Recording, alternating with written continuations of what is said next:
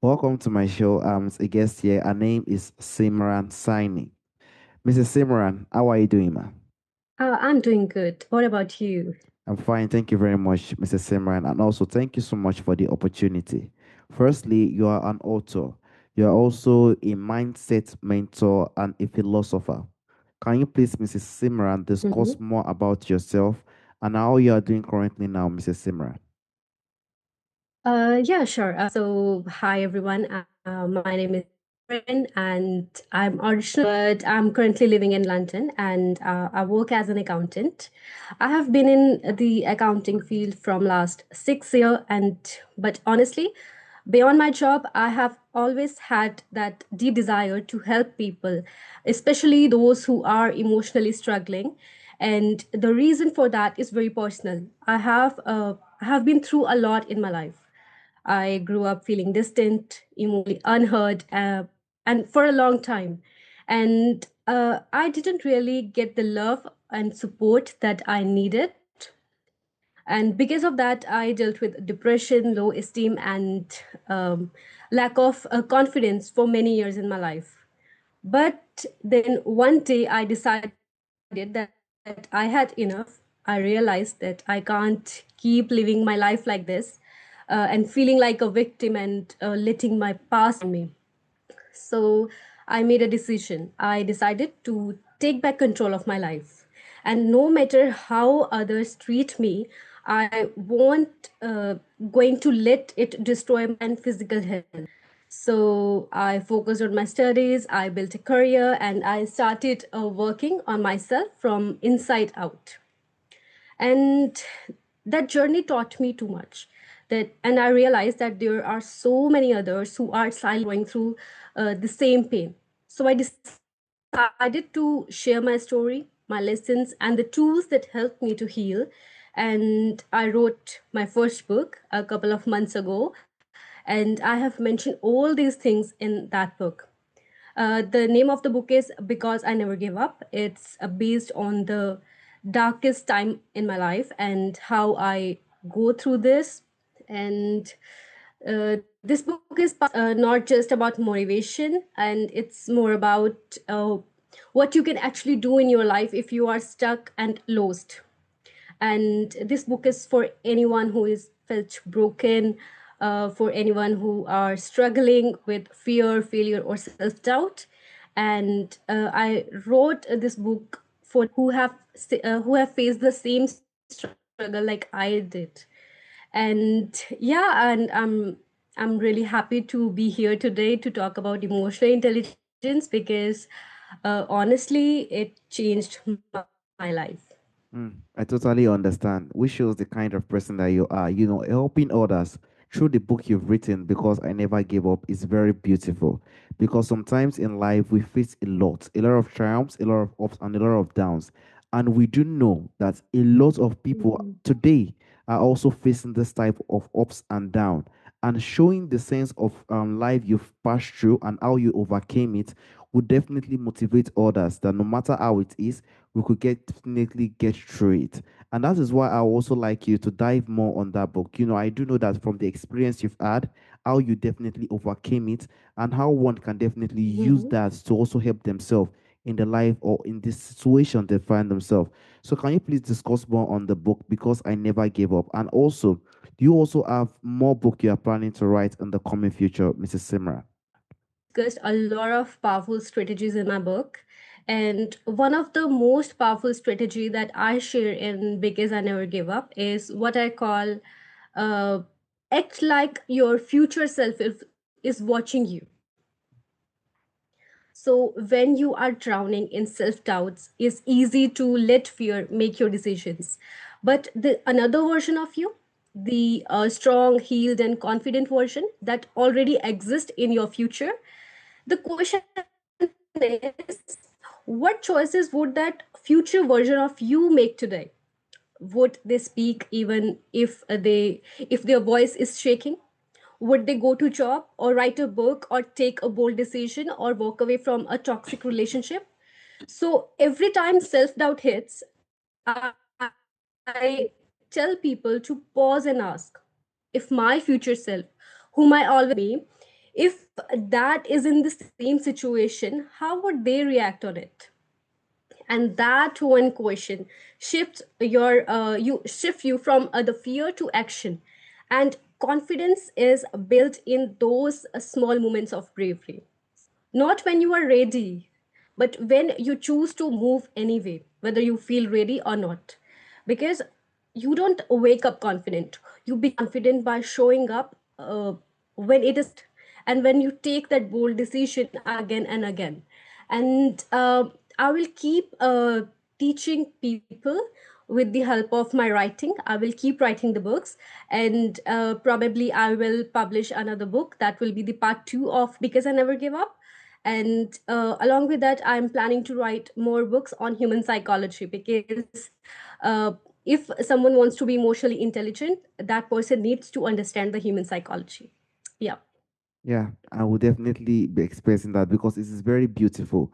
We should not use, as humans, we shouldn't be using fear to decide what we have to do. I think we should have to try our best to heal and build some sense of confidence Mhm. so we'll be able to choose the right choice, and no matter how it is, we definitely know what is right for us and we can go for it. So fear should not be what will be, triggering us in a lot of things. It's not going to really make us happy, and it will even make us to be comfortable in the position we find ourselves. And also, I would like to dive to the position of mastering your emotion. Mastering your emotion is very important because emotion is the first thing that matters. When emotion is down, a lot of things triggers in. So when the emotion is strong, I think a lot of things will also follow up within those emotions. So what do you think it means to truly master one emotions? And how do you think it is different from suppressing or probably controlling those emotions, Mrs. Simran? Yeah, that's such a powerful question, I would say, because a lot of people think that mastering your emotions means never feeling sad or never breaking down. But that is not mastery, that is control, that is suppression. To truly master your emotions means becoming aware of your emotions. It means saying yourself that, okay, I feel pain right now, I feel anger or fear or shame, but I see it. I understand where it is coming from and I choose how I respond to it. I need to understand the root cause of these negative emotions and I have to work on that. Mastery is not a pretending that you are okay. It's a standing in front of that emotional storm and saying that I'm not running away from this, I'm facing it. And that is where you heal, that is where you grow. So, and suppression, on the other hand, it is like pushing your emotions down and pretending that it's not there. Even if you are feeling sad, you are saying, "Oh, I'm happy." That is not emotional intelligence. That is not mastery. That is control. You are trying to control your how you actually feeling, and what we suppress, it doesn't disappear. It comes out in anxiety, in burnout, in the breakdowns. So emotional mastery is not about control, it's about connection. It's the connection to yourself, to your truth. And when you build that connection, you don't need to escape your emotions. Then you learn how to lead them. And here is the thing, that your growth begins, then your healing begins. So the ultimate mantra for this is to understand your emotions instead of trying to control or suppress it. That is emotional mastery. Wow, that is very, very important. That means we have to continue to give ourselves that kind of positivity within us, because we shouldn't let that fear or that anger give that kind of control over us. We have to try our best to give that kind of order, that kind of sense of I am this, I am that, and there's nothing that will change that. That kind of sense of emotional positivity is very, very important. So we have to definitely know how we could definitely master our emotion. And also, we do know that a lot of things keep people trapped in the life they find themselves. Probably it's fear, as you've said earlier, or hunger. But what do you think is the biggest one so far of the emotional trap that you think keep people stuck in self doubt, Mrs. Simran? What I have found, that the biggest emotional traps are not always the big dramatic events. They are the quiet beliefs that we carry with us for years. And one of the biggest trap is that believing that you are not enough. That voice in your head that says you are messing things up or you don't deserve to be happy. That voice isn't your truth. It's not your voice. It's your wound that is talking. So try to heal that wound. Another trap is waiting for someone to save you, and I hate that.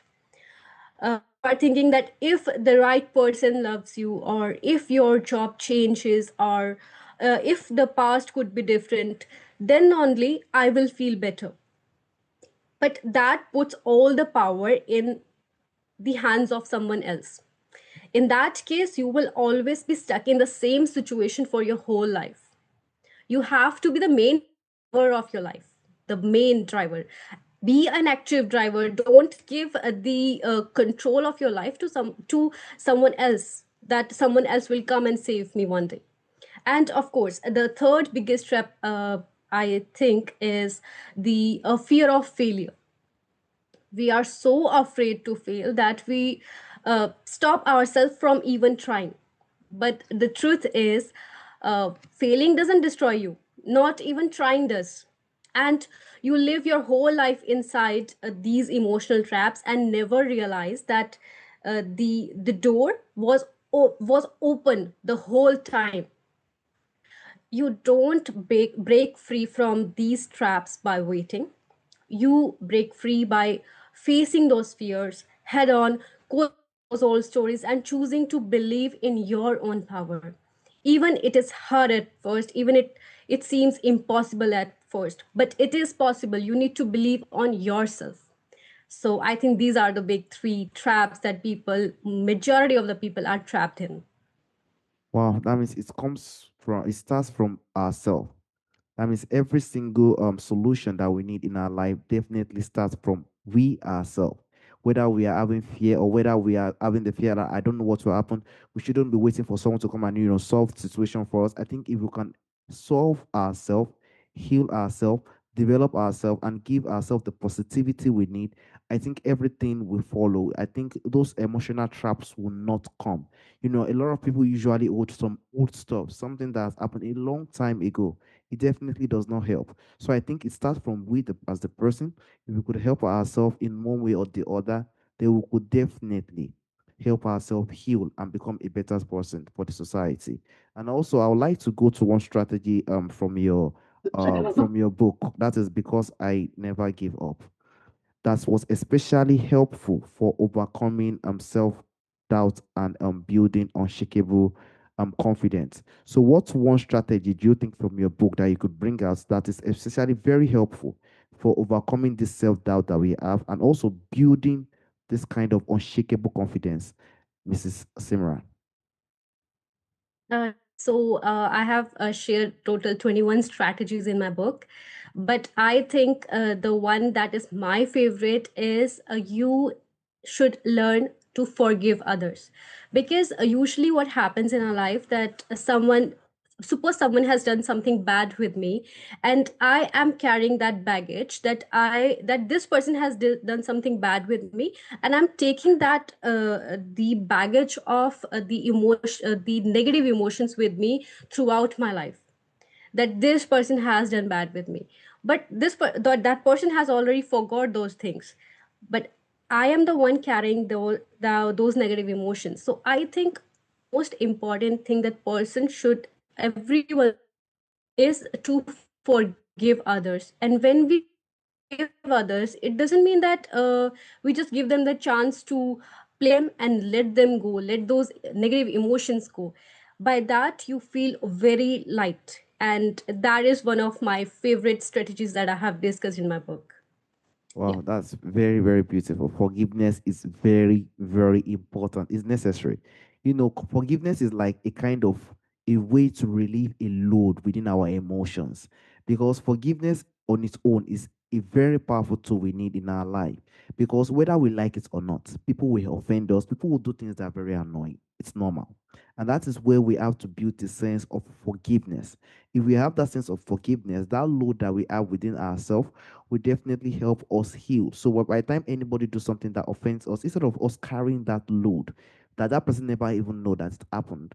Then we have the sense of leaving it and letting it go. It's not always easy, but forgiveness is very important. And I'm very, very impressed that you even brought it out of those 21 or 22 tools that you spoke about. And also, I would like to get to the point of emotional freedom. So, what do you personally, Mrs. Simran, um, think it's mean to live with emotional freedom? And how do you think someone can take the first step today to work on that emotional freedom, Mrs. Simran? So, to me, emotional freedom means you no longer live at the mercy of your past or your pain. It means that feel sadness without drowning in it, feel anger without destroying yourself, and feel fear without letting it stop you. So, financial freedom is when your emotions are messengers, not your masters. It's when you realize that I can feel deeply and I still move forward. That is the real strength. And the first step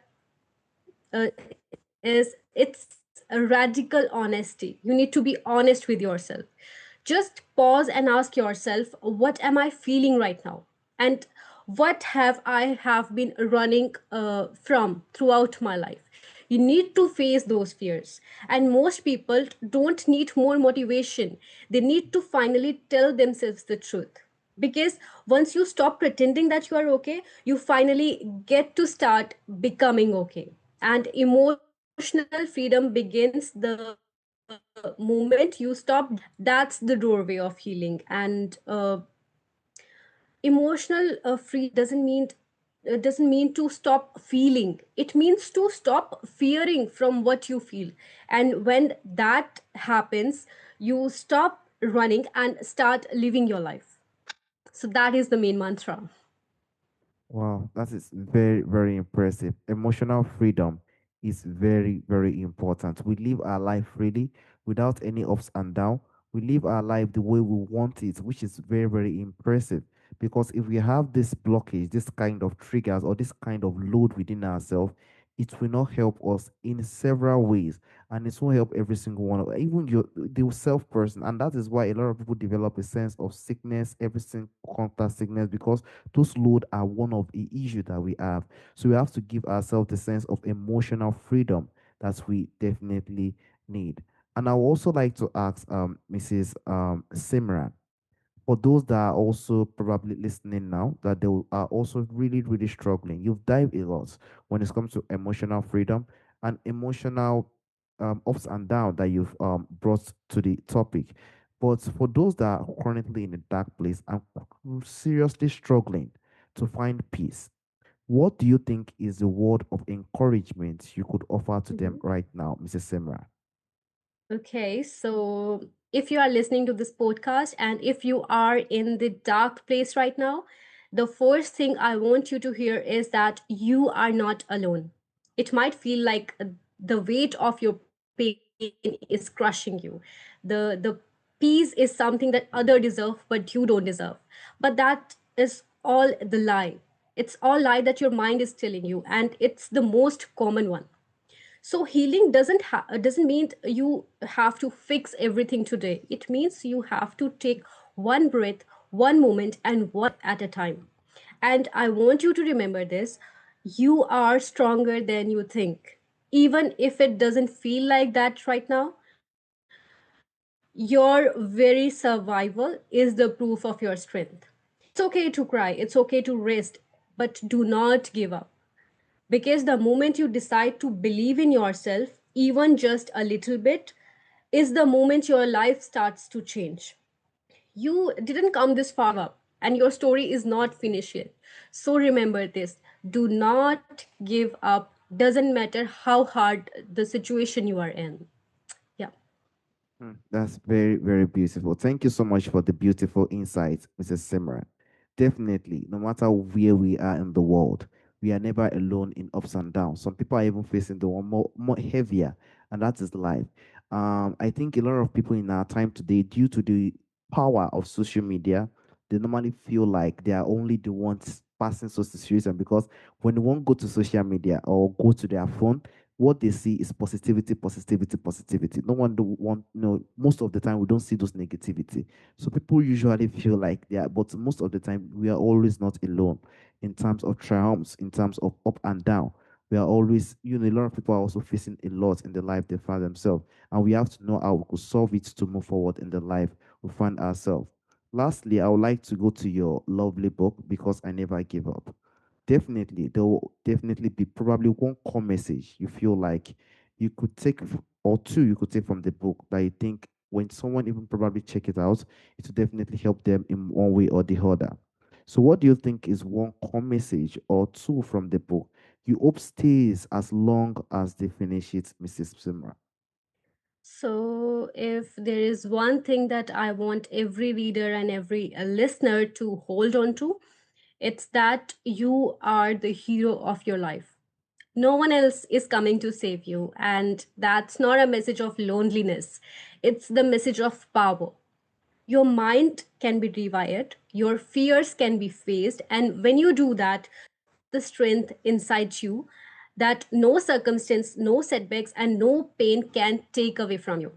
So long after this book is closed, I want people to remember that because I never gave up, it is not just a title, it's a way of life. It's a daily choice to believe in yourself, to fight through the fear, and to never stop showing for you.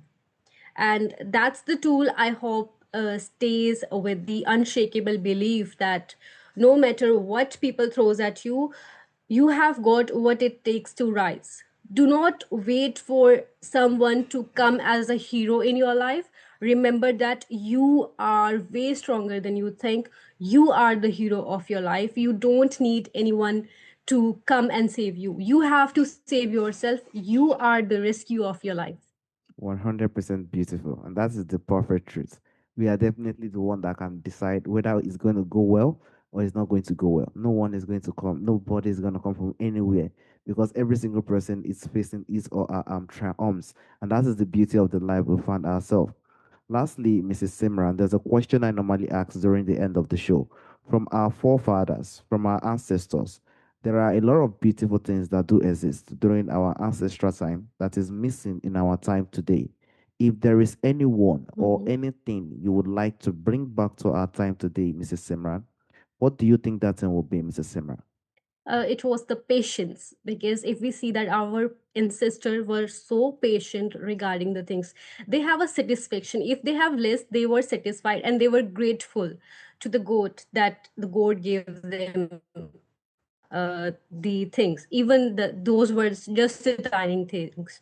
So they were grateful, they were patient, they were happy because they had less expectations. I'm not saying that we should expect less from our life. As I said, we are the heroes, so we have to make our story beautiful and adventurous as well.